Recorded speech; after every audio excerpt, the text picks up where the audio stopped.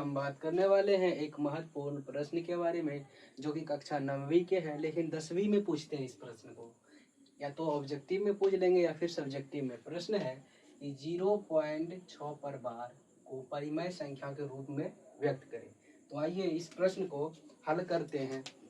कुछ इस तरह से होगा हल। तो लिखेंगे, इसका शॉर्ट विधि भी बताएंगे इस प्रश्न का, ठीक है।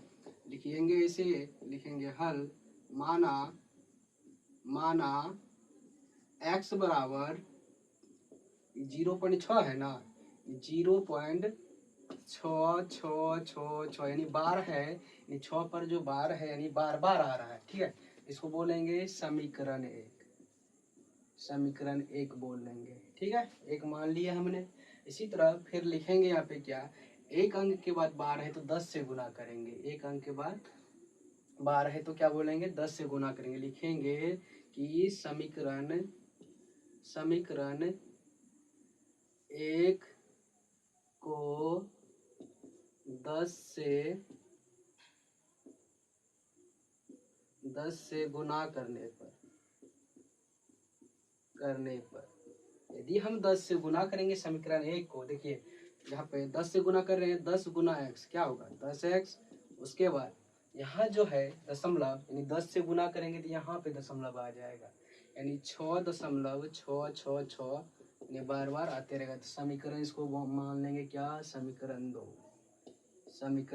दो। हमने कर लिया कुछ ऐसा, यानी समीकरण एक माना पहले, यानी बार बार आ रहा था समीकरण एक अंक के बाद यहाँ पे बार है तो 10 से गुना किए, ठीक है। 10 से गुना किए तो हो गया 10x, यानी समीकरण एक को किए तो 10 से गुना 10x।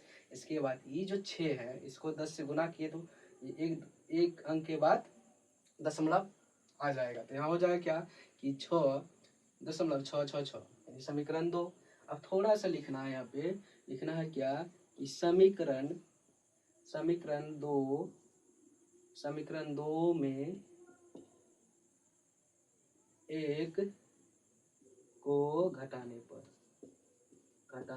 यानी समीकरण एक यहाँ पे जो घटाए हैं समीकरण दो में, समीकरण एक को घटाने पर, यानी समीकरण दो में से एक को घटा रहे हैं। देखिए यहाँ पे समीकरण दो में क्या है 10x में से x घट जाएगा, और इधर क्या है 6.666 है, और माइनस चिन्ह देंगे, घटा रहे हैं ना।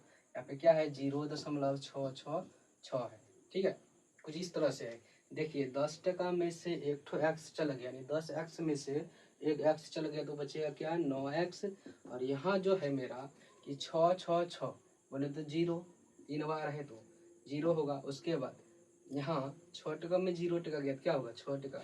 कहने का मतलब यहाँ हो जाएगा 9x बराबर दशमलव के बाद जो 0 होता है उसका नहीं लेंगे तो चलेगा, ठीक है। उसके बाद 6 लिखेंगे तो x बराबर हो जाएगा 6/9, कटेगा तो काट लेंगे 3 दूना 6 और 3 तिया 9, यानी बोले तो x का मान आ गया 2/3। यही हो जाएगा क्या मेरा आंसर।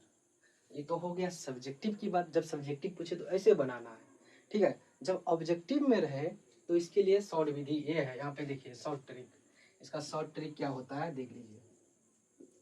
शॉर्ट ट्रिक है, थोड़ा याद रखिएगा। शॉर्ट ट्रिक में क्या होगा कि देखिए मेरा दिया हुआ क्या है 0.6 पर बार, ये है ना। तो देखिए करना कुछ नहीं है, ये 6 है तो 6, उसको एक अंक के बाद यहाँ पे बार है तो एक ठो 9 दे देंगे। तो 3 दूना 6 3 तिया 9, तो यहाँ पे हो जाएगा डायरेक्ट 2/3 आंसर।